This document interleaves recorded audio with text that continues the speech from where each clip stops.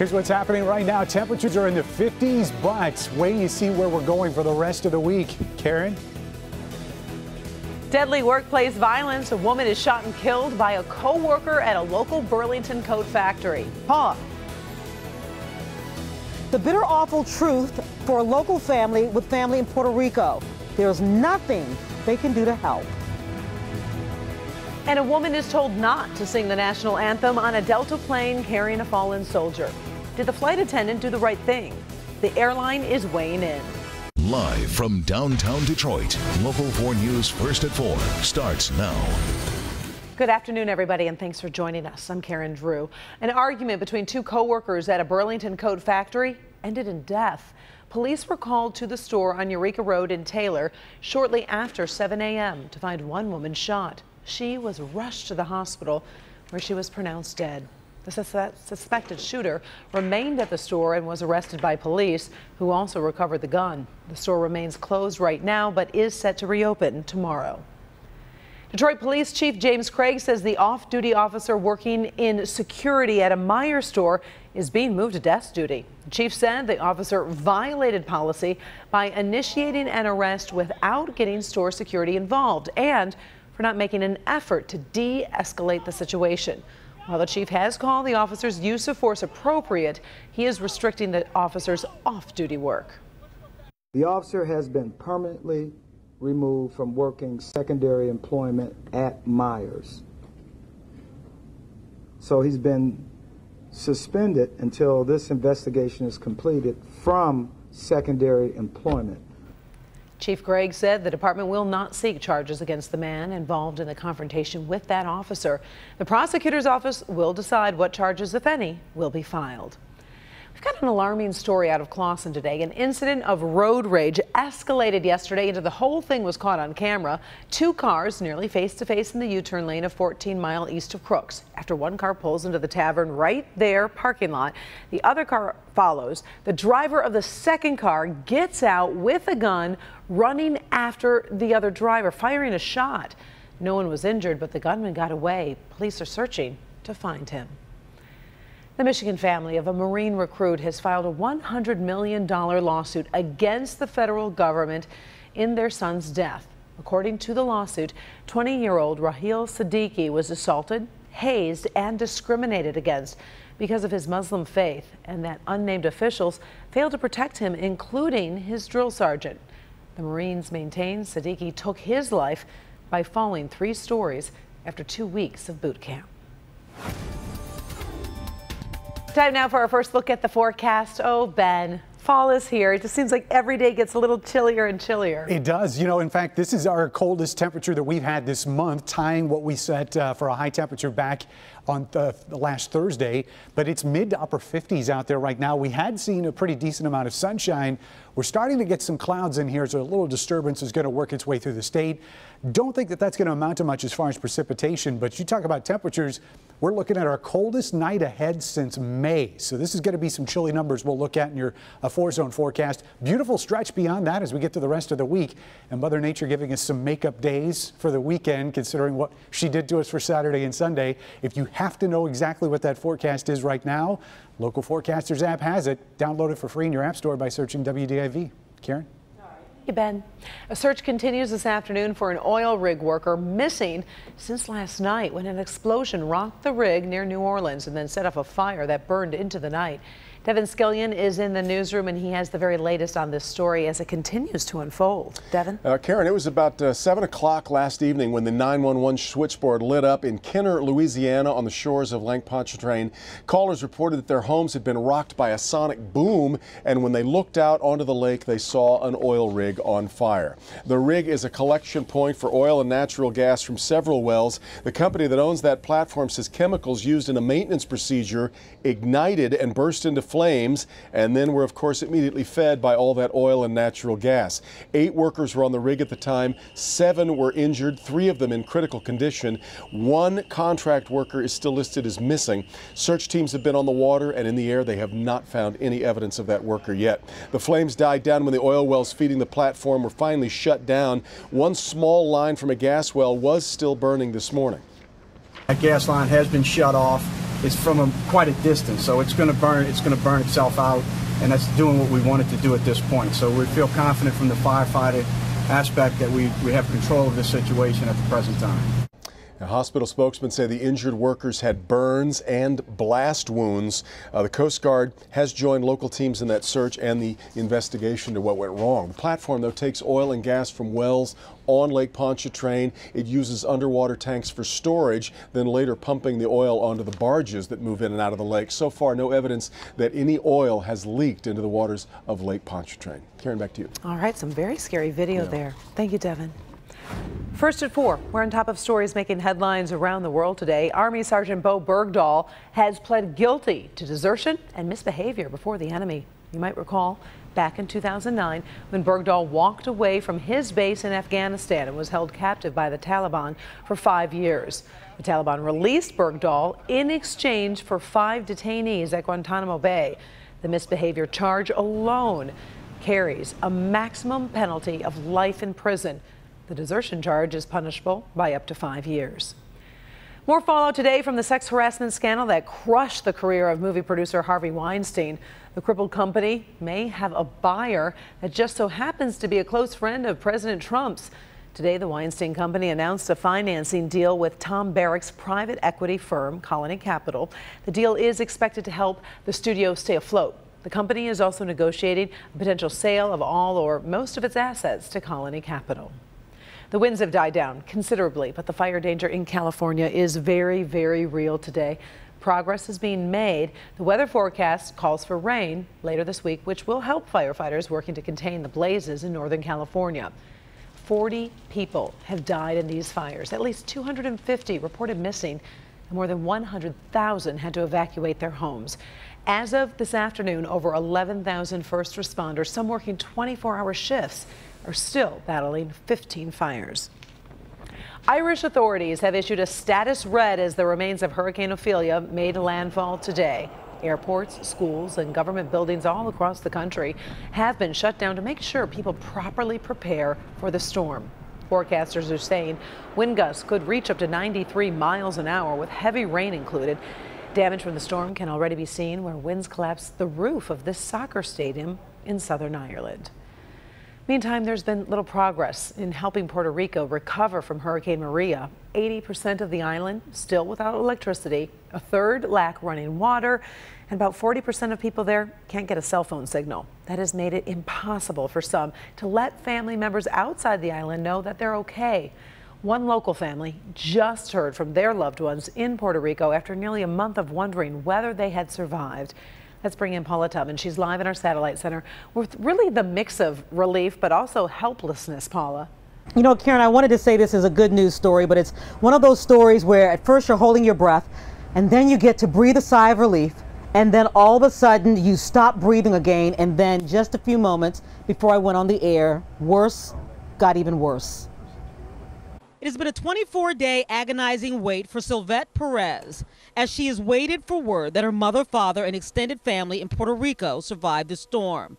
Away from the populated city centers, her family lives in a mountain village, Camoy. We just knew for other people that there was no loss of lives in the part that where we live. Last night at her Inkster home, 25 days after Hurricane Maria made landfall, Biddy Naves found a sliver of a cell phone signal and called her daughter.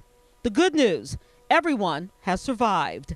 The rest of the news, that's where the good news stops. Social media has become the most reliable form of direct communication on the island. She's a teacher, and they said the classes won't start until January, so the whole semester was gone. And so Sylvette's first look at her family's home comes from Facebook. They gave her like 3 bottles of water only, you know, and you know, like 2 or 3 cans food.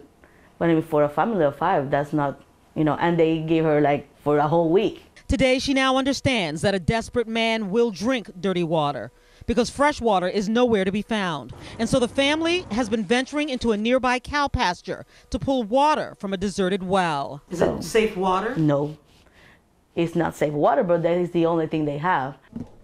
And what hurts most is there's absolutely nothing Sylvette is able to do.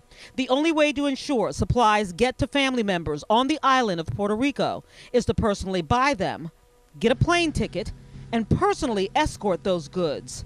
Sylvette doesn't have the money to either buy supplies or money to buy a ticket. There have been stealing in the postal services. There's been, if you send them yourself in a plane, there's been stealing in the baggage too. So people are not caring about the other people's needs, they are just caring about themselves. So just before I went on the air, we got a call from Sylvette, and she's being told that the farm where the family is getting the water, that's where her brother-in-law works, by the way, they're actually shutting down. The brother-in-law will not get paid for the work he's done. He now no longer has a job. And Karen, they don't even know whether or not they will have access to that dirty water. So you don't even know how to help them navigate this. So it's I know it's so heartbreaking, and you're right. You're trying to help, and there just seems like everywhere you turn, there's a dead end. Very, very frustrating. Yeah. All right, thank you, Paula.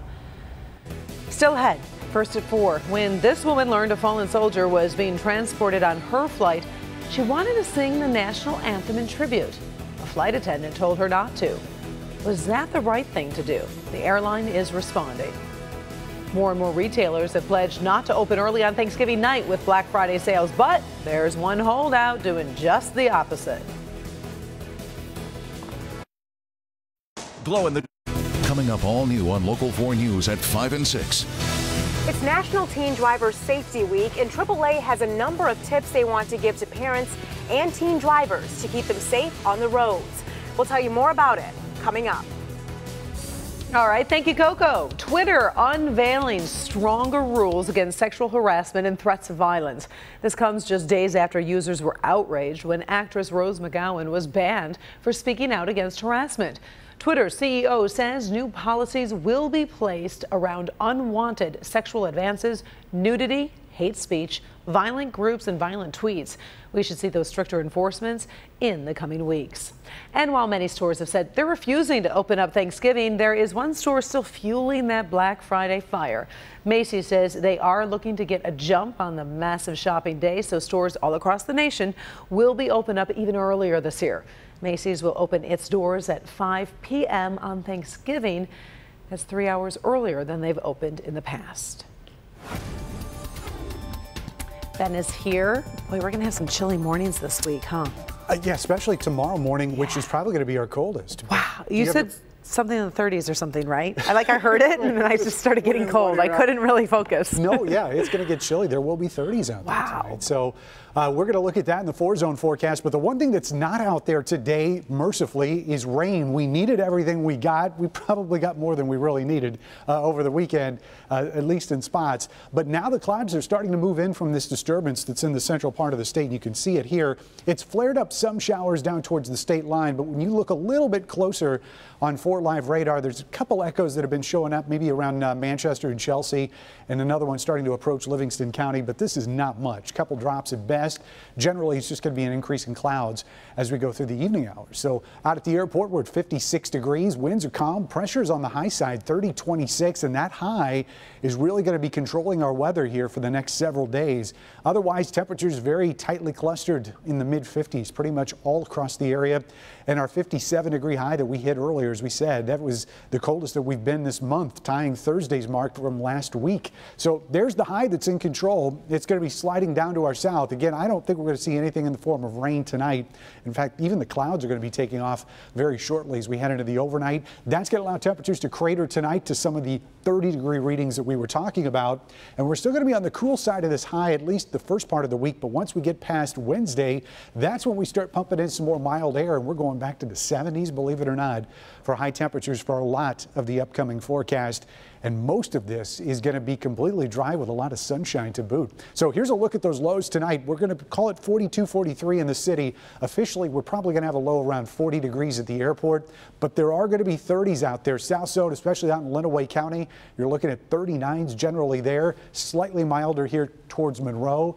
but our west zone is probably going to see just slightly higher winds, and that should keep these numbers in the low 40s. Manchester and Chelsea at 40, 42, and Fenton and Flint, when you guys are normally some of the coolest nighttime lows. There will be 30s in our north zone too, Marlette and Sandusky, but Lake Water still keeping things just a little bit milder towards Lexington and Port Huron. 67 is where we're going tomorrow, so a little bit better than we did today by about 10 degrees, but look at all this sunshine through the day.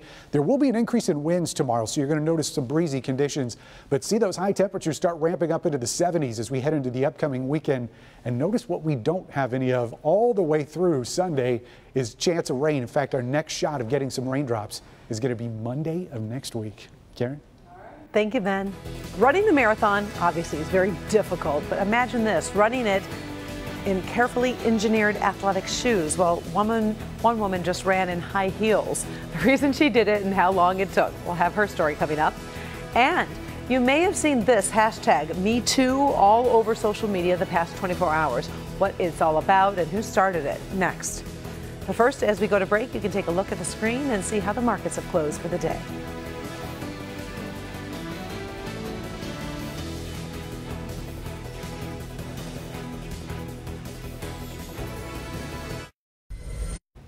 Time now for a look at today's top trending stories. If you have been on social media the last 24 hours, you may have noticed the phrase "Me Too" taking over.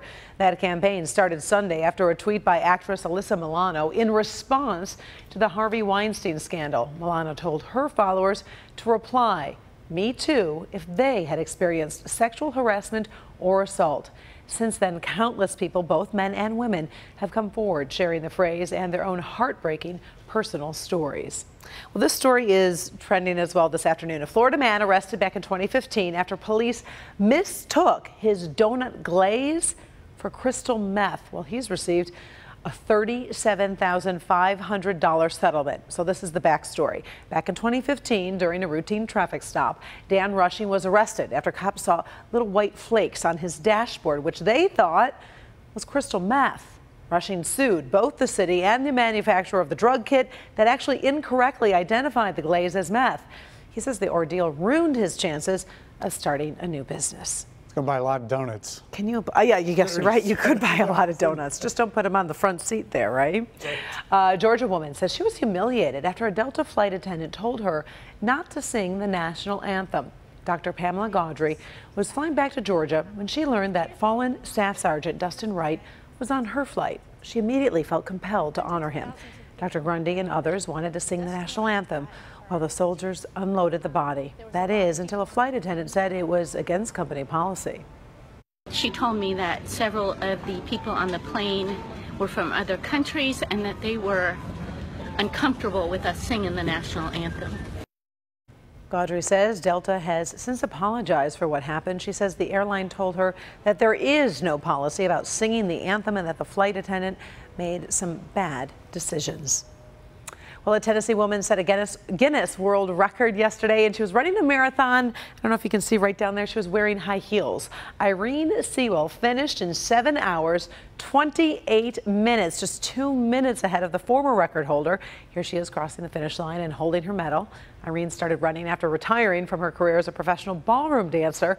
And after 3 years of retirement and 2 half marathons, she said, hey, time to bring back those heels and add them to her new hobby. Would you do it? No way. And I love my heels and I love running, but I'm not combining them ever. Can you imagine? No, I can't. That's why it would be hard.